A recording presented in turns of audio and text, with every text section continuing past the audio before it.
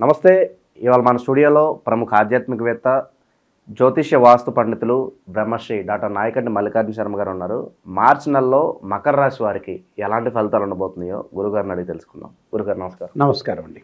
గురుగారు, మార్చి నెలలో మకర రాశి వారికి ఎలాంటి ఫలితాలు ఉండబోతున్నాయి? తప్పకుండా. ఓం శ్రీ గురుభ్యో నమః.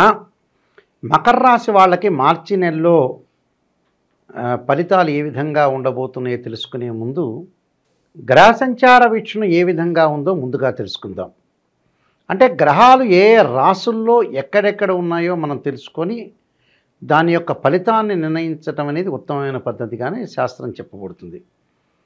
ముఖ్యంగా ప్రధానంగా గురు వృషభ రాశిలోను, కన్యలో కేతువు, మిథునంలో అంగారకుడు, శని కుంభరాశిలో సంచారం చేయటం, మార్చి 29వ తారీఖున రాత్రిపూట కుంభరాశి నుంచి రాత్రి 9:44 కుంభరాశి నుంచి మీనరాశిలో సంచారం చేయటం శని.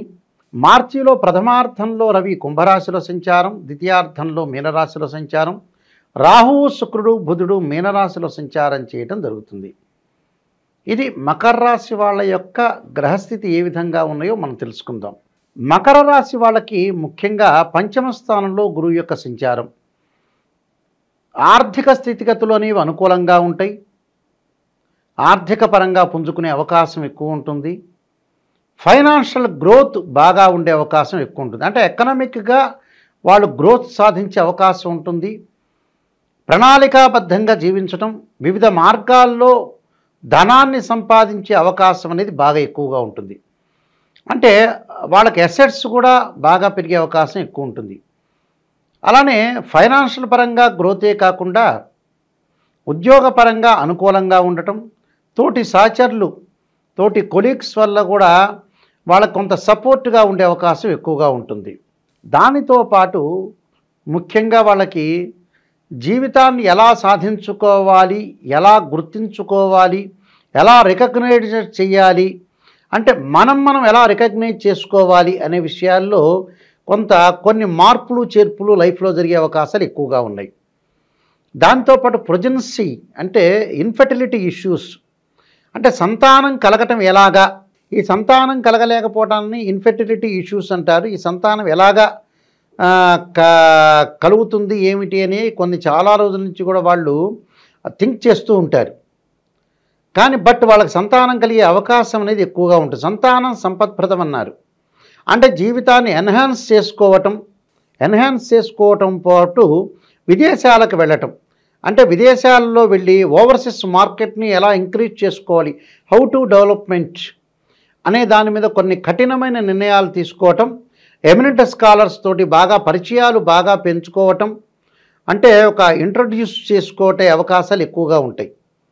అంటే జీవితాన్ని ఎలాంటి రోడ్ మ్యాప్ తీసుకొని ఎలా మలుచుకోవాలి, ప్రముఖ వ్యక్తులతోటి ఎలా కలవాలని కొన్ని ఆలోచన సరళి అనేది పెరుగుతుంటాయి. అంటే మంచి ఆలోచన సరళి పెరిగే అవకాశాలు అనేవి ఉంటాయి. కాబట్టి వీళ్ళకి మంచి మార్పులు జరిగే అవకాశం మార్చి నెలలో ఎక్కువగా ఉంటుంది.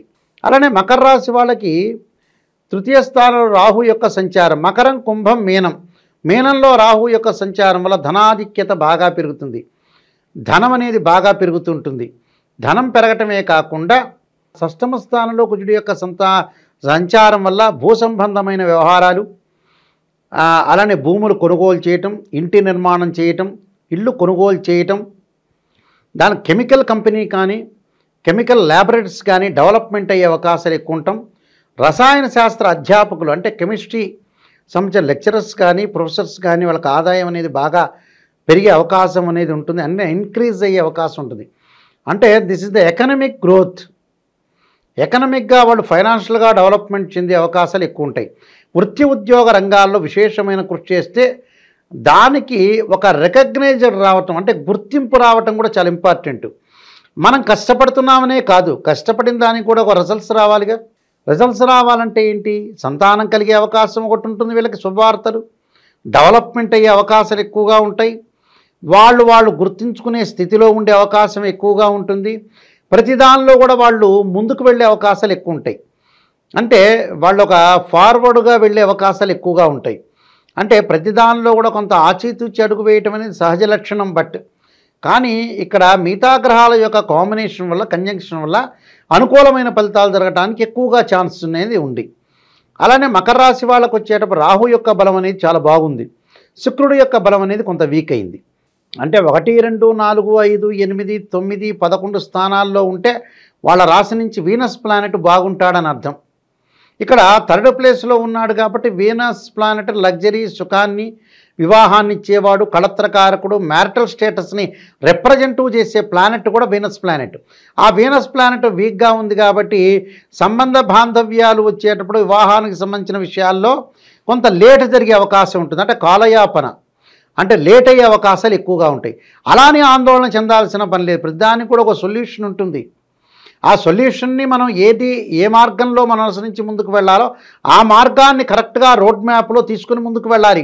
ప్రతి వాళ్ళు కూడా ఆలోచన చేసేది ఏంది, నాకు అయిపోతుంది, భయభ్రాంతులు చెందటం. రాశి ఫలాల్లో చెప్పారు, నాయకంటి గారు, గురువు గారు చెప్పారు, నాకు ఇలా అయిపోతుంది ఆలోచన చేయటం కాదు. This is the transitive system only. Birth chart వేరు. ఏదైతే రైన్ సీజన్లో, వింటర్ సీజన్లో చెట్లకు ఆకులు వస్తాయని మనం చదువుకున్నాం, అలానే సమ్మర్ సీజన్లో వచ్చే ఆకులు రాలిపోతుంటాయి. ఈ ఆకులు అంటే ఏంది, ఈ గ్రహాలు ఆ గ్రహాల నుంచి ఒక గ్రహం ఇంకో రాశిలోకి, జోడియాక్లోకి ట్రాన్స్ఫర్ కావటం. కానీ బర్త్ చార్ట్ అలా ట్రాన్స్ఫర్ కాదు.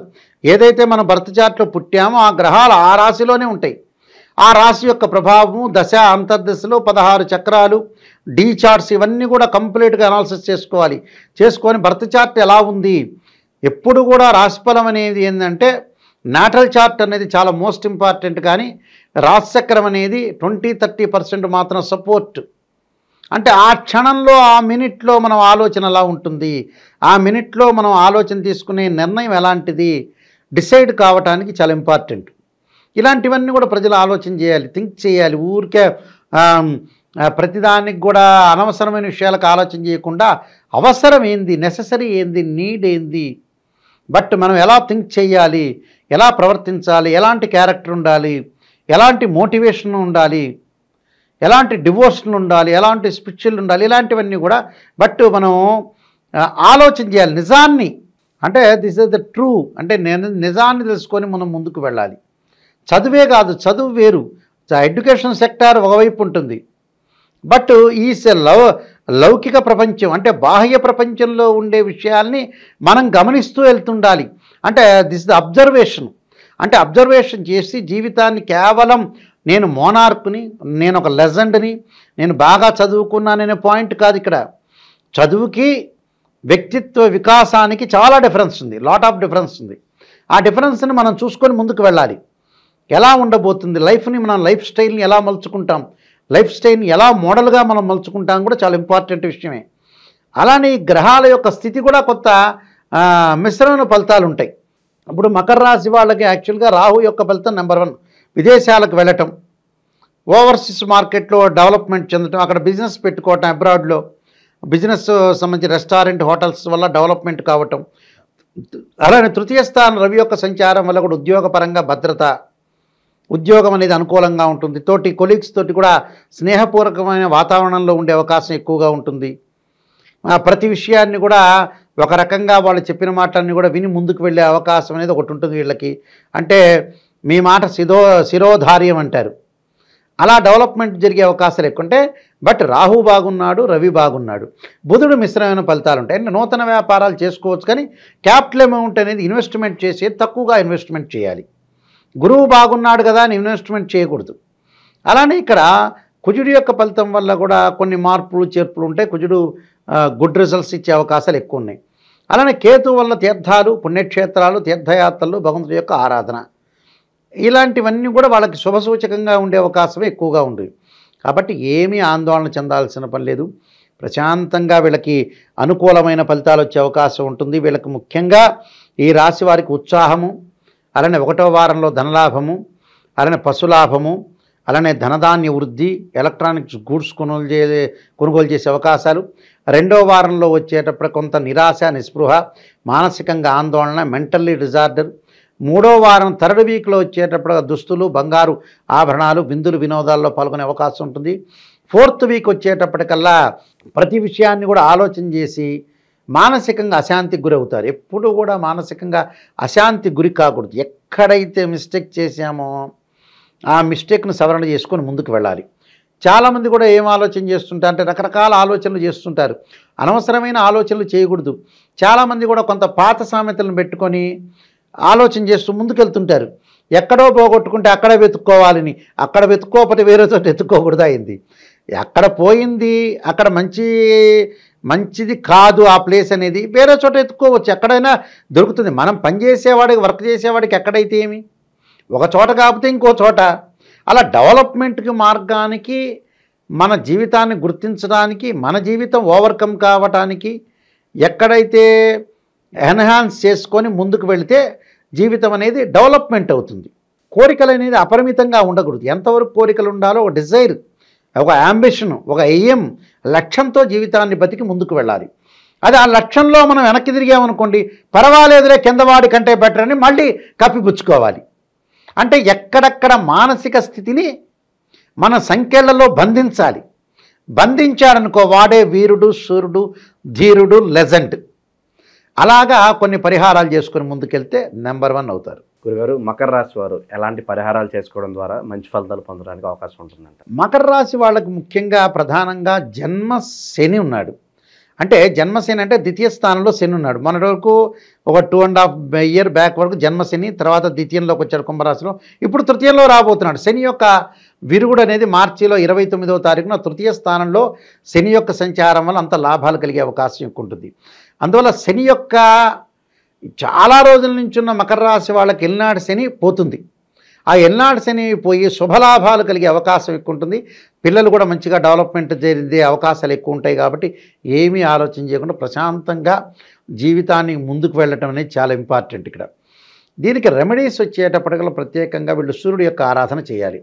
ఆదిత్యాయుధ్నే అనే మంత్రం ఒకటి ఉంటుంది. ఆదిత్యాయ, సోమాయ, మంగళాయ చ, బుధాయ చ, గురు శుక్ర శనిభ్యచ్చ రాహవే కేతువే నమః అని నవగ్రహాల యొక్క ప్రదక్షిణ చేసుకోవటం ఒకటి చేసుకోవాలి. అలానే ఆదిత్యాయుధ్నే సహస్రమూర్తాయ ధీమహి తన్నో సూర్య ప్రచోదయాత్ అనే మంత్రాన్ని, అమ్మవారిని ఆరాధన చేయటం, ఓం నమః శివాయ పంచాక్షరి చేసుకోవటం, ఆరోగ్యపరంగా ఇబ్బందులుంటే శరీరే జర్జరీభూతే వ్యాధిగ్రస్తే కళేబ్రే ఔషధం జాహ్నవీతోయం వైద్యో నారాయణ హరి మంత్రాన్ని చక్కగా చదువుకోవచ్చు. అలా చదువుకోవటం వల్ల కూడా వీళ్ళకి మంచి జరిగే అవకాశం ఉంది. ఈ రెమెడీస్ తప్పకుండా పాటించండి. వీలైతే ముఖ్యంగా వీళ్ళు పాటించాల్సింది పెసలు దానం చేయటం. పెసలతో పాటు వీళ్ళు ఖచ్చితంగా 2 జంట సర్పాలను దానం చేస్తే కూడా వీళ్ళకి మంచి జరిగే అవకాశం ఉంటుంది. ఏమీ ఆలోచన చేయక్కలేదు, ప్రశాంతంగా ఉండి, మనిషి పుట్టినప్పటి నుంచి చనిపోయే వరకు అవమానాలు జరుగుతాయి, ఎలిగేషన్స్ ఉంటాయి, గొడవలు ఉంటాయి, తగాదలు ఉంటాయి. ఎంత మంచి చేసినా చెడు ఉంటుంది, చెడు చేసినా మంచి రావచ్చు, మంచి చేస్తే చెడు రావచ్చు. ఇది సహజం. ఈ సహజ లక్షణాన్ని ఏంటంటే మనం భిన్నంగా దీన్ని పక్కకి పెట్టేసి వదిలేసి వెళ్ళిపోవటమే. వదిలేసి వెళ్ళిపోతేనే మన జీవితం అనేది జరిగే అవకాశం ఎక్కువగా ఉంటుంది.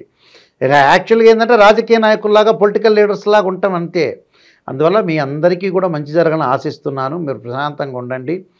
మీరు బర్త్ చార్ట్ని చాలా ఇంపార్టెంట్గా తీసుకొని ముందుకు వెళ్ళండి. రాశి ఫలాన్ని అనుసరించండి. మేము చెప్పిన రెమెడీస్ పాటించండి. మీకు మంచి 100% సక్సెస్ రిజల్ట్స్ వచ్చే అవకాశం గ్యారెంటీగా ఉంటుంది. మంచి ధైర్యాన్ని అయితే ఇచ్చారు మకర రాశి వారికి. సో ఈ విధంగా వాళ్ళకి ఏ ఫలితాలు ఉంటాయి, ఎలాంటి రెమెడీస్ చేసుకోవాలి, చాలా చక్కగా వివరించారు గురుగారు. ధన్యవాదాలు.